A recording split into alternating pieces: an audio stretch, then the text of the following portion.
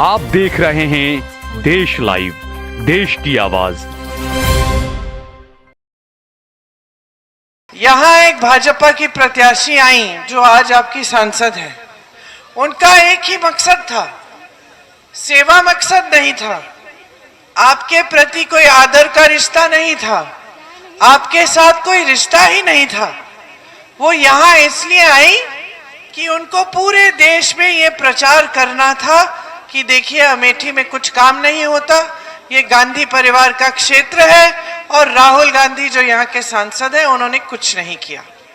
ये दिखाने के लिए और देश को दर्शाने के लिए वो यहाँ आई और उन्होंने काफी झूठ फैलाए।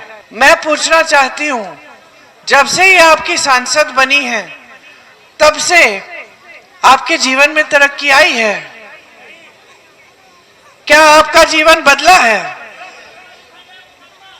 मुकदमे लिखे गए हैं, मुकदमे लिखे गए। यहाँ की जो जागरूकता की जो परंपरा थी जिससे आप प्रधानमंत्री को डांट सकते थे, आज आप मुंह खोलते हैं तो आपको दबाया जाता है, आप पे मुकदमे डाले जाते हैं। उनको पसंद नहीं है कि कोई पूछे कि भाई हमारे लिए क्या किया।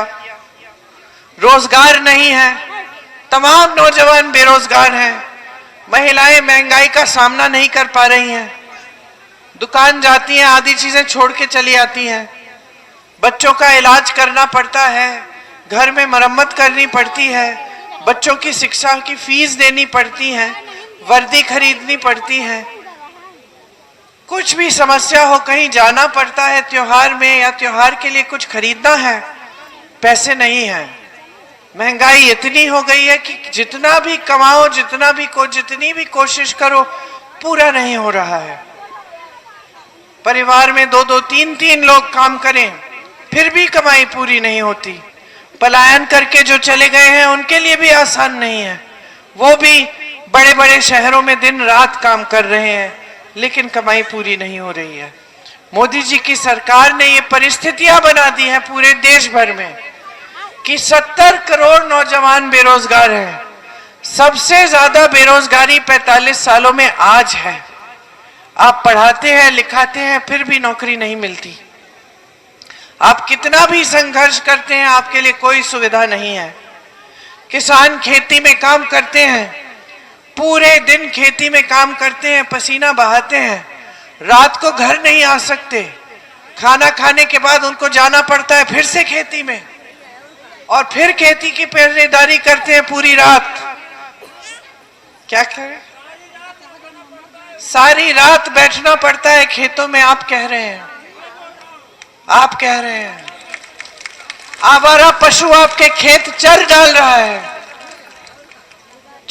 है, आप रोक नहीं पा रहे हैं। सालों से ये समस्या है, कोई हल नहीं कर रहा है। जहां हमारी प्रदेश सरकार थी, राजस्थान और छत्तीसगढ़ में किसानों के कर्ज माफ किए गए। आज मोदी जी बड़े बड़े खरबपतियों के 16 लाख करोड़ माफ कर रहे हैं, आपका एक पैसा माफ नहीं करते। देश के बंदरगाह, हवाई अड्डे, सड़कें, कोयला, बिजली सब कुछ अपने खरबपति दोस्तों को दे दिया, सब सौंप दी देश की संपत्ति। और देश के गरीब, देश के किसान, देश के नौजवान, देश के मजदूर, देश की गरीब महिला के लिए कुछ नहीं है। देश के मिडिल क्लास के लिए कोई योजना नहीं बनाई, सब पे टैक्स थोप दी। आप खेती के हर सामान पे टैक्स दे रहे हो। वो बड़े खरबपतियों की टैक्स नहीं बढ़ाई इन्होंने, आपकी बढ़ा दी। आप खेती से कमा नहीं पा रहे हो तो इनकी नीतियों की बदौलत कमा नहीं पा रहे हो। हम कह रहे हैं कि हम समझते हैं कि आपके साथ कितना अन्याय हो रहा है। सारी नीतियां बड़े बड़े खरबपतियों के लिए बन रही हैं, चाहे सरकारी अधिकारी हो, चाहे कर्मचारी हो, चाहे मिडिल क्लास का कोई हो, चाहे दुकानदार हो, चाहे छोटा बिजनेस वाला हो, चाहे किसान हो, चाहे महिला हो, मजदूर हो, सब पिस रहे हैं। आज सिर्फ बड़े बड़े खरबपति आगे बढ़ रहे हैं, उनके लिए सब कुछ, आपके लिए कुछ नहीं। इसीलिए जब प्रधानमंत्री और इनके सांसद मंच पे आते हैं तो काम नहीं गिनाते। प्रधानमंत्री जी ये नहीं कहते कि देखो 10 सालों में हमने ऐसे अच्छे अच्छे काम किए हैं, अब हमें समर्थन दो ताकि हम और करें। प्रधानमंत्री क्या फिजूल की बातें करते हैं कि ये पार्टी आपकी भैंस चढ़ा लेगी, वो पार्टी आपके गहने चुरा लेगी, ये पार्टी धर्म विरोधी है, भगवान के नाम पर हमें वोट दो। अरे भाई, भगवान के नाम पे क्यों दे आपको वोट? कौन से भगवान कहते कि भाई ये राजनीतिक दल सही है और वो गलत है? भगवान तो यही कहते हैं कि सच्चा जीवन जियो, ईमानदारी से काम करो, सबके साथ अच्छाई का व्यवहार करो। यही तो कहते हैं ना सारे भगवान, सारे संतों, महात्माओं, गुरुओं ने क्या कहा हमें? आके कहा कि भाई इस पार्टी को वोट दो कि उस पार्टी को वोट दो? नहीं कहा। हमेशा यही कहा कि सत्य के पथ पर चलो, धर्म के पथ पर चलो। कौन से धर्म के पथ पे चल रहे हैं ये? रोज रोज झूठ बोलते हैं, रोज जनता के सामने कोई वादा कर देते हैं जो पूरा ही नहीं करेंगे। 15 लाख आपके खातों में आए, इनका वादा था। आपको 2 करोड़ रोजगार मिले, 30 लाख पद खाली पड़े हैं, वो भी नहीं भरे इन्होंने। आपको 13 रुपए की चीनी मिलेगी, क्या हुआ? चीनी मिली? चीनी मिलनी ही बंद हो गई। छत्तीसगढ़ में हमारी सरकार ने 35 किलो राशन दिया, आज आपको 5 किलो राशन पकड़ा के मोदी जी अपना फोटो उस पे चिपका के ऐसा कर रहे हैं जैसे बड़ा एहसान कर दिया आप पे। हमारी सरकार 35 किलो दे रही थी, भाजपा की सरकार आई उसको 5 किलो कर दिया। समझ लीजिए कितना विश्वासघात हो रहा है आपके साथ। आप खड़े हैं, नौजवान हैं, हाँ जी आप, अगर मैं आपको बोलूं कि लो 5 किलो का राशन और ये लो रोजगार, कौन सा चुनोगे? रोजगार। क्यों? रोजगार से आत्मसम्मान मिलता है, रोजगार से भविष्य बनता है, रोजगार से अपने पैरों पे खड़े होकर अपने परिवार का देखभाल होता है। 5 किलो राशन से क्या होता है? थोड़ा सा पेट भर जाता है, उसके बाद फिर से कतार में खड़े हो जाओ। तो मैं ये नहीं कह रही हूं बहन जी कि राशन नहीं मिलना चाहिए, राशन मिलना तो इनकी मजबूरी है देना, क्योंकि कांग्रेस की सरकार जो इनसे पहले थी उसने भोजन का अधिकार बनाया, संविधान में लिखवाया कि गरीब परिवारों को राशन देना ही है, कोई भी सरकार आए राशन देना पड़ेगा। जिस तरह से मनरेगा बनाया कि हर गरीब परिवार का ये हक है कि कम से कम 100 दिन का रोजगार मिल जाए मनरेगा से, तो मजबूरी थी इनकी कि मनरेगा को चालू रखें, ये तो बंद करना चाह रहे थे। हमने कानून बनाया, पैसा नहीं आएगा क्योंकि आस्ते आस्ते उसको बंद करना चाहते, उसको कमजोर करना चाहते। क्योंकि भाई साहब, जैसे ही गरीब की जेब में पैसा डालने की बात होती है तो पता नहीं है क्यों इतना घबरा जाते हैं, इतना खटकता है इनको। बड़े बड़े खरबपतियों की जेब में पैसा रोज डाले रहे हैं। जैसे ही गरीब का नाम होता है, कांग्रेस पार्टी कहती है किसानों के कर्ज माफ करने हैं, कहते हैं कि अर्थव्यवस्था में पैसे ही नहीं है, ये कांग्रेस वाले झूठे हैं, कहां से करेंगे? अरे आपके पास 16 लाख करोड़ रुपए है, आप बड़े खरबपतियों का माफ कर रहे हैं, तो हम क्यों नहीं दे सकते किसानों को? आपको मालूम नहीं होगा, मैं 2 साल पहले यूपी में जब चुनाव के लिए काम कर रही थी तो 15,000 करोड़ का बकाया था पूरे देश भर के गन्ना के किसानों का। हम लोग मंच पे चीख रहे थे, चिल्ला रहे थे, किसानों का बकाया दो, बकाया दो, बकाया दो।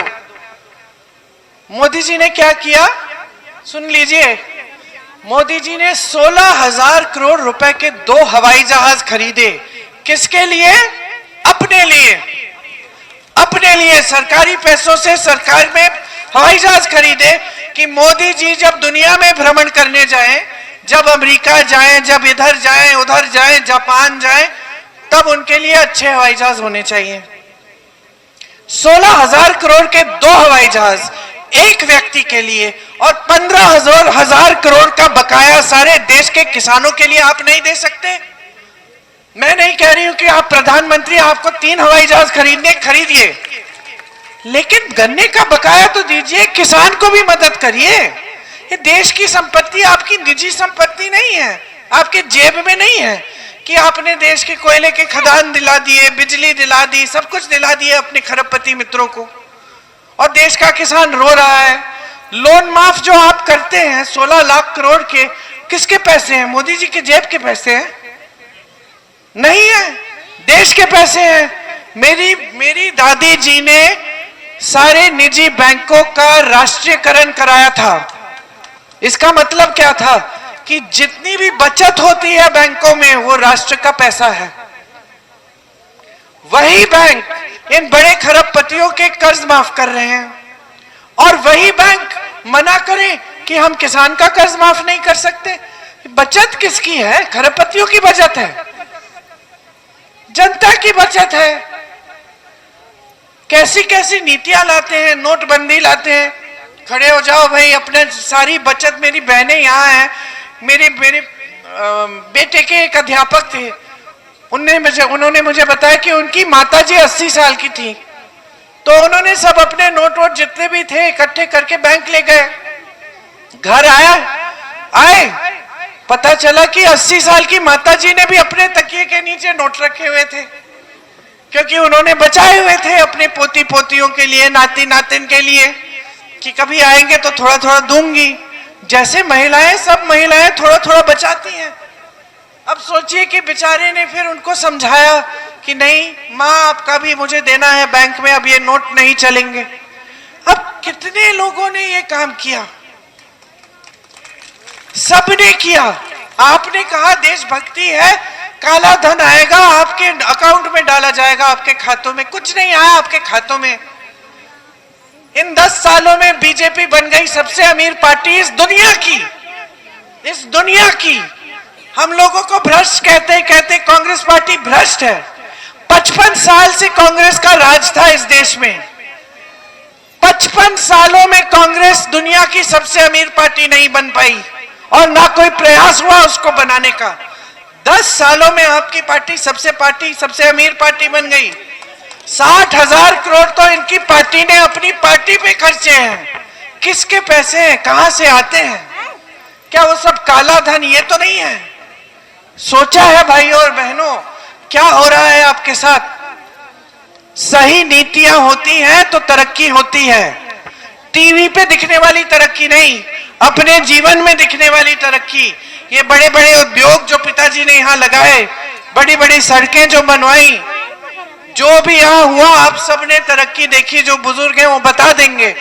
तरक्की जब कोई करता है, जब किसी की नीति होती है, जब सरकार की नीयत होती है, तो जनता के जीवन में दिखती है।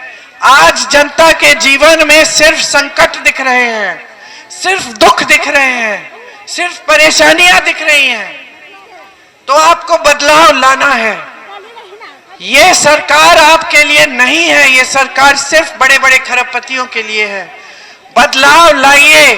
कांग्रेस पार्टी के प्रत्याशी को विजयी बनाकर वही पुरानी राजनीति, सच्चाई की, सेवा की और समर्पण की वापस अमेठी में लाइए।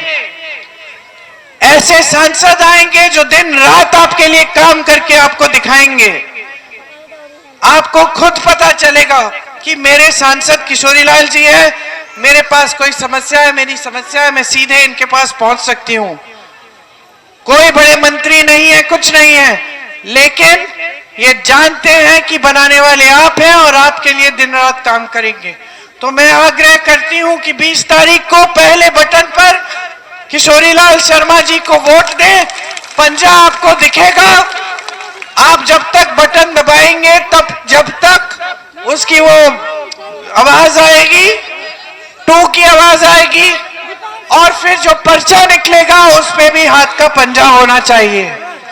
तो देखिए, आपने 5 सालों से ऐसी राजनीति देखी है जो सिर्फ आपका इस्तेमाल करती है। अब इनको मौका दीजिए, वापस वो राजनीति लाइए जो सेवा की राजनीति है। धन्यवाद। जय हिंद।